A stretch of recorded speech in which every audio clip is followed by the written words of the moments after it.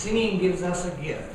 It gives us an opportunity to express from our deepest places the appreciation that we have because of the love that God has made manifest in our experience in and through all of our relations. Now I'm curious, when you walked in this morning, did you notice that the furniture was arranged a little bit differently? Was that a yes? No, Friday. So Caroline gets to watch the play that goes on in this building, what we call holy play or worshipful play or playing with the things of God. But I like to do this every once in a while so that we can not end up in I was going to say a rut, but I'm going to say a groove, and I don't really know what the difference is between a rut and a groove. But I'm going to ask you, because we're a little bit older today with the kids going downstairs, what does this symbol represent? Because I'm using each of these things today as a symbol. What does this represent? Who knows? Just shout it out. The Word of God. The Word of God, eh? Okay. And what is the Word of God? Bible. Pardon? Bible. The Bible is the Word of God. Okay, that's one way of thinking about it. It's always difficult being asked questions in church, just like it's difficult being asked questions in school. But it's okay, because the answers are simply your answers. And you will grow as we go. Now this is, we'll call it the Bible, which reveals to us the Word of God. You've noticed a slight distinction there, that I'm not equating the book with the Word of God. If you threw this book in the fire, the Word of God would still be present, even if the book wasn't. So this points us to.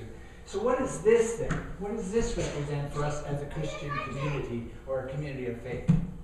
This piece of furniture. It's a pulpit or a lectern. And what happens at the lectern? Say it again. That's where you do the sermon. The sermon? You bring the Word. Sermon. Okay, so we take what we find here, and in various ways we read it here, and we reflect it on it here. And what the tradition calls, we proclaim it from here. And then, I'm moving over here, what does this represent for us? Baptism. Baptism. So the Scriptures speak to us, we engage the Scriptures, we interpret the Scriptures, we proclaim the Scriptures, and that leads people, ideally, to a place of decision. And you either decide to just go on with things as they are, or you decide to come here and get baptized, which I suspect many of you have done at one time or another. And baptism is a symbol that lets us know that we've made a decision. We were going in one way, let's say from here to here, and now we're going to go in another way. We've had a change. And baptism signifies that change. And if baptism doesn't signify that change, it's simply a piece of furniture with a pitcher of water. Because God always used simple things to help us understand the mysteries of God's presence among us. From baptism, where do we go? To the communion table. And what do we do at the communion table? How does it function for us as a symbol? As a sign of God's presence. Confirmation.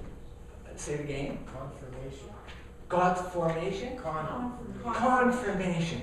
This is where we begin to discover what it actually means to have made this decision. It's at this table that symbolically we are nourished so that we can grow in our faith. Now, this is not to in any way make a judgment. This is simply an observation. It seems odd to me that in the United Church of Canada we have had all these symbols for many of you, all of your lifetime. And part of what we do when we come to this place is we make a covenant. And what is that covenant? What do we promise when we baptize our children, when we get baptized ourselves? Does anybody know? To try and live the life that Jesus told us. Okay, to follow Jesus. Excellent. The thing is, we made a commitment that when we were here, that we would dedicate ourselves to 3 basic things. Who can basically suggest what those 3 things are? Study, right? Prayer, and service. This was a commitment that the United Church of Canada, through its membership, made several generations ago. Now we are wondering what's happening. And the question I'd like to leave with you today is it possible that we just haven't honored the deal we made with God? That we haven't studied as the first thing in our life, we haven't prayed as the first thing in our life, and we haven't served as the first thing in our life. We've become occupied with other goals and other objections, and these get a little nod from us on Sunday mornings or on special occasions. So this is not, again, to bring any kind of fault into play, but is to suggest that we have an opportunity as a congregation at this historic moment to reevaluate our priorities and our commitments, to redecide what it is that we want to do with our lives in this period of the world's history. And I'm hoping you're going to agree with me. We're going to sing a little song. And it's a children's song, but there's some young people here. It's called I Decided to Follow Jesus. And I'd like you to sing the song and listen to it and say, yes, this is true for me. I have decided to follow Jesus. Let's try it. I have decided to follow Jesus. I have decided to follow Jesus. I have decided to follow Jesus. No turning back, no turning back. The cross before me. The cross before me. The world behind me. The cross before me.